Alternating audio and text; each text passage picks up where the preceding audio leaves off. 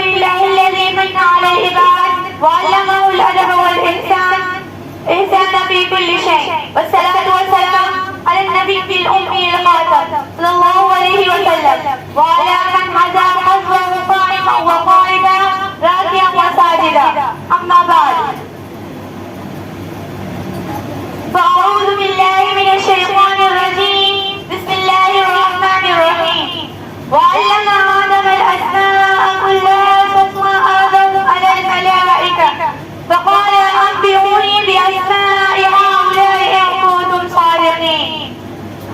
قالوا سبحانك لا علم لنا إلا ما علمتنا إنك أنت العليم الحكيم. وقال النبي صلى الله عليه وسلم في حديث شريف: إنما بعثت معلما أو كما قال عليه التحية والسلام. حضرت رئيس الحق الميمون الشاملي بركات كثيرة ونفحات جمة من الإيمان وسادة الأجلاء وزملاء الأعزاء، السلام عليكم ورحمة الله وبركاته. إني أسر أن أقوم بالجاء كلمات مختصرة على تحتوي أنه كيف ينبغي أن يكون إجلال الأستاذ وكرامته ومكانته ومنصبه في أعين الطالب الواعي العازم على حول الخيرات السعي إلى الزمان في مرتقة إخلاق الصحابة الإكرام الداعي إلى الجنة والرضوان القائم بأعمال تسفر عن الانتحار في مرتقة عقيدة سليمة خالصة.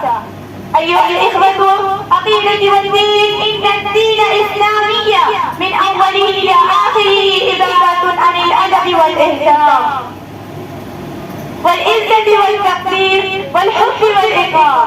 الإسلام يذم آداب العلم والحضارة المستفادة من سنن سيد الموجودات، السنن الهادية إلى الرشد التي تضمن الارتقاء والتي تهتدي إلى الجنة وتنقذ من النار. ولذلك فإن المرء إذا دخل في بيته أو بيت غيره فالقرآن يعلم الأدب ويستدعي بأن المرء عليه أن يقوم بأداء السلام كما صدرت بذلك الآيات القرآنية في الجزء 18 من القرآن. فإذا دخلتم بيوتا فسلموا على أنفسكم تحية من عند الله مباركة طيبة. كذلك يبين الله لكم الآيات لعلكم تعقلون.